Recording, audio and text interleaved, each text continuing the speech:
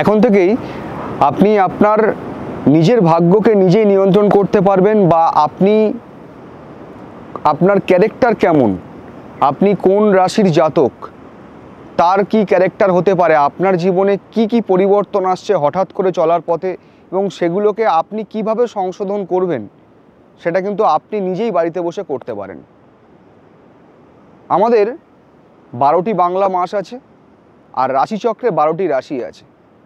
এই 12টি রাশি যেমন মেষ, বৃষ, মিথুন, কর্কট, সিংহ, কন্যা, তুলা, বৃশ্চিক, ধনু, মকর, কুম্ভ, মীন যথাক্রমে বৈশাখ জ্যৈষ্ঠ থেকে এইভাবে আবর্তন করছে।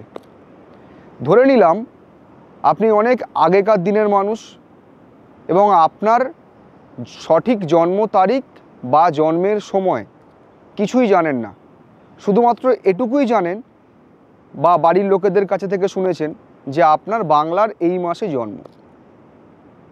ধরলাম আমি আপনার ক্ষেত্রে বাংলার বৈশাখ মাসে জন্ম হয়েছে, তো আপনাকে জানতে হবে আপনার ক্ষেত্রে কিন্তু রবি মেষ রাশিতেই অবস্থান করছে, এবং রবি মেষ রাশিতে থাকলে কি করতে হবে আপনাকে বুঝতে হবে যে আপনার জন্মছকে কিন্তু রবি ভীষণ পাওয়ারফুল।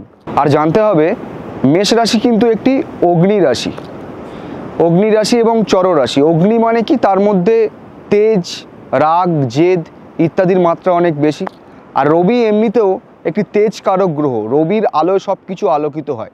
এই রবি মেষ রাশিতে থাকার কারণে আপনার মধ্যে হঠকারিতার বশে সিদ্ধান্ত নেওয়ার প্রবণতা বাড়তে পারে, রাগ জেদের মাত্রা বাড়তে পারে, সেগুলোকে কন্ট্রোল করতে হবে আপনাকে।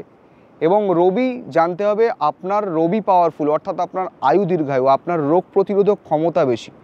এবং রবির পেশা কি কি, মেডিসিন সংক্রান্ত কোনো বিজনেস হতে পারে, সরকারি চাকরি হতে পারে, পলিটিক্স হতে পারে, ইত্যাদি ক্ষেত্রে কিন্তু আপনি বিশেষ সাফল্য লাভ করতে পারেন।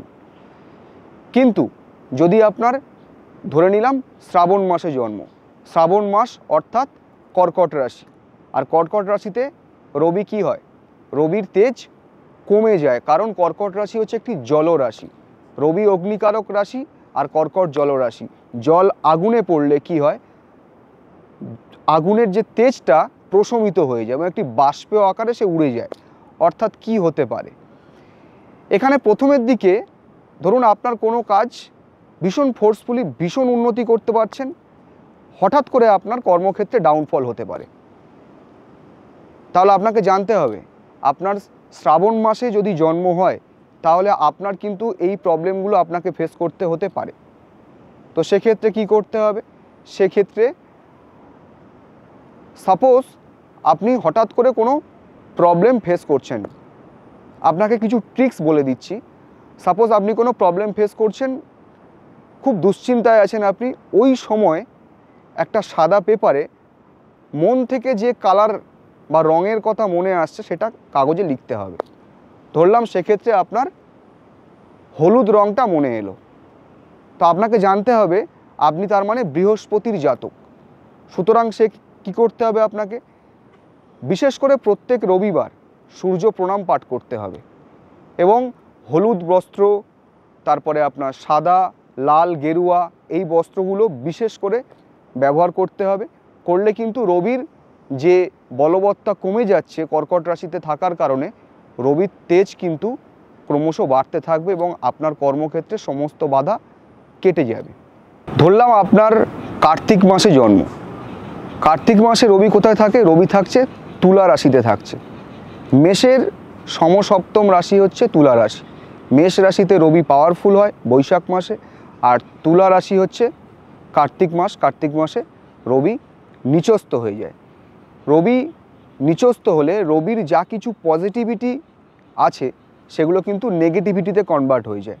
অর্থাৎ কি হতে পারে, আপনার শরীরের ইমিউনিটি পাওয়ার কমে যেতে পারে, হার্ট রিলেটেড প্রবলেম হতে পারে, আপনি ছোটোখাটো কারণে মানুষের কাছে অপদস্থ হতে পারেন, প্রচুর পরিশ্রম করছেন কিন্তু যোগ্য সম্মান থেকে বঞ্চিত হচ্ছেন। এক্ষেত্রেও সেম প্রসেস। ধরুন আপনার কোনো সমস্যা চলছে, সেই সময় আপনি একটা কালার চুজ করলেন, সেটা হলো ব্লু কালার, তার মানে বুঝতে হবে আপনি হচ্ছেন শনির জাতক। তো এমত অবস্থায় কী করতে হবে, এমত অবস্থায় আপনাকে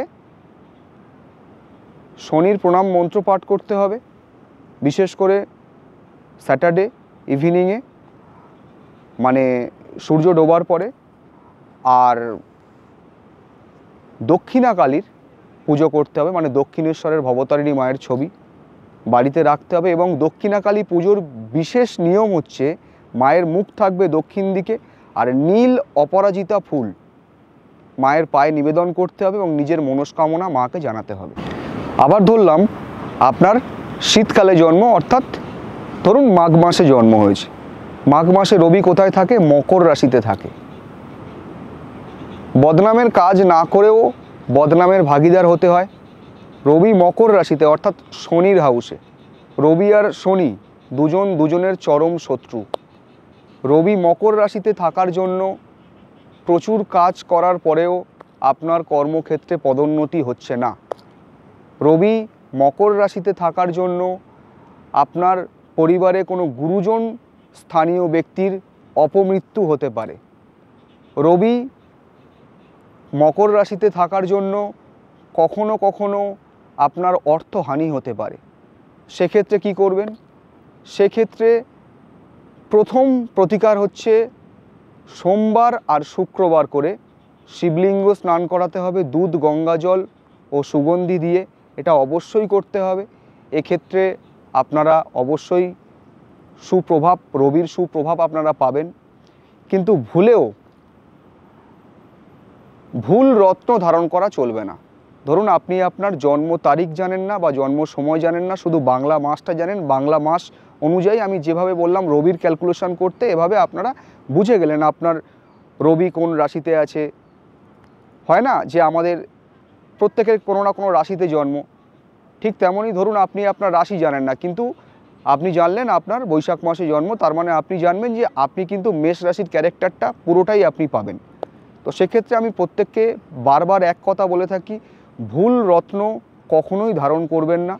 দরকার হলে দৈব প্রতিকার করতে পারেন আপনারা।